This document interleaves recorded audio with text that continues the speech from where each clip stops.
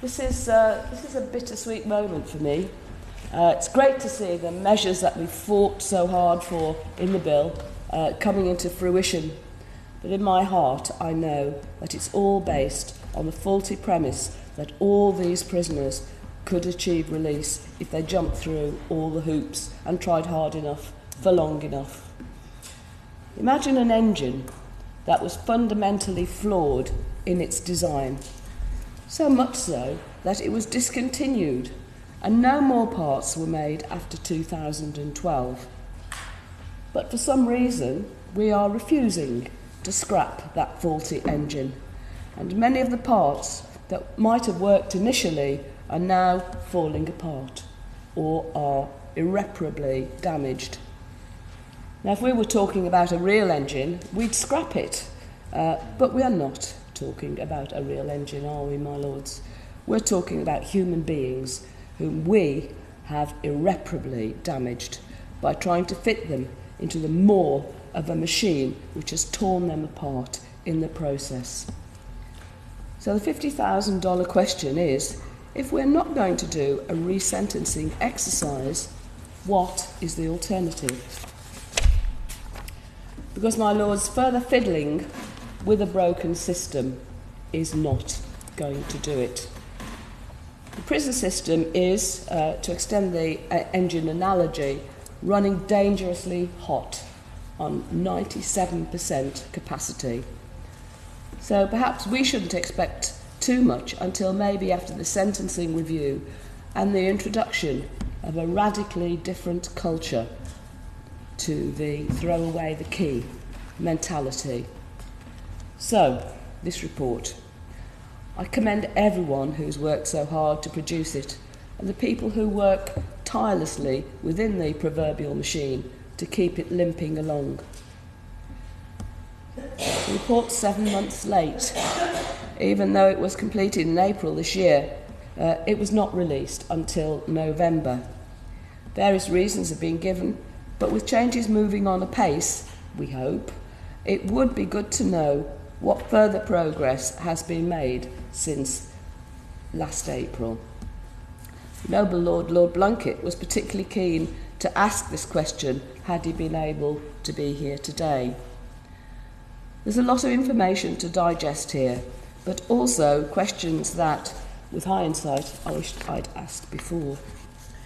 On access to and quality of the course, I'm still getting reports, not just that prisoners can't find the courses that they need, but that the courses themselves are often not fit for purpose. I've been told that half of prisoners cannot access courses. With the system running at capacity, this is not surprising. So my first question to the Noble Lord the Minister is, what is the average waiting time for each course recommended for each prisoner? And what work has been done to assess the effectiveness of these courses? Next question I want to ask on sex offenders. I also want to ask about the 465 IPP sex offenders who've never been released, although some of the initial offences were fairly low level. I know that the Secretary of State before last had a policy of turning down every IPP sentenced for a sex offence who'd been deemed fit for parole by a parole board. And the catch-22 of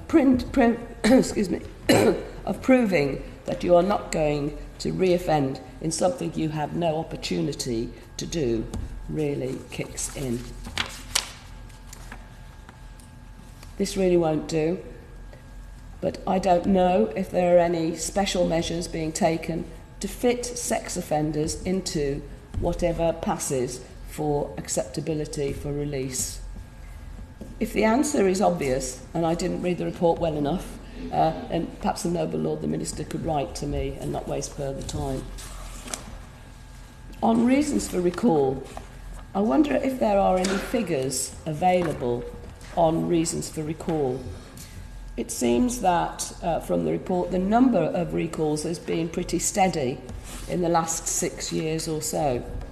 I would have hoped that the numbers would have decreased following discussions we've had with the probation service, who say reasons like turning up late for a probation meeting are now much more tolerantly treated than returning them to prison. Is it fair to ask that question yet, when improvements are promised, yet individuals and organisations have cited these reasons persist? On time spent on recall. Mean time on recall has more than doubled since 2015. One would hope that the new focus on IPPs will now cause that figure to drop dramatically. On reconviction rates, this, of all figures, indicated to me what is wrong with the overly risk-averse approach to the IPP sentence and treatment of IPPs. My lords, 0.5% were subsequently convicted of a serious further offence. I don't have access to this figure, but could I ask the Minister, of the current figures available to him, what percentage of ordinary prisoners convicted of a serious further offence were re-offenders? So in other words, if they'd just been a normal, whatever a normal prisoner is, what percentage of those were actually re-offended for a serious offence? I don't know the number, but I bet my bottom dollar it's more than 1%. So isn't it time to abandon this risk-averse approach?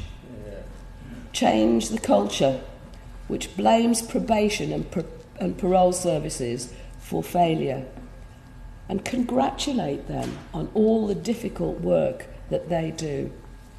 Nobody can get it right all the time unless we keep every offender in prison. We're doing quite a good job at doing that at the moment. Don't we need a more realistic, balanced approach, a bit more like we give to ordinary prisoners today?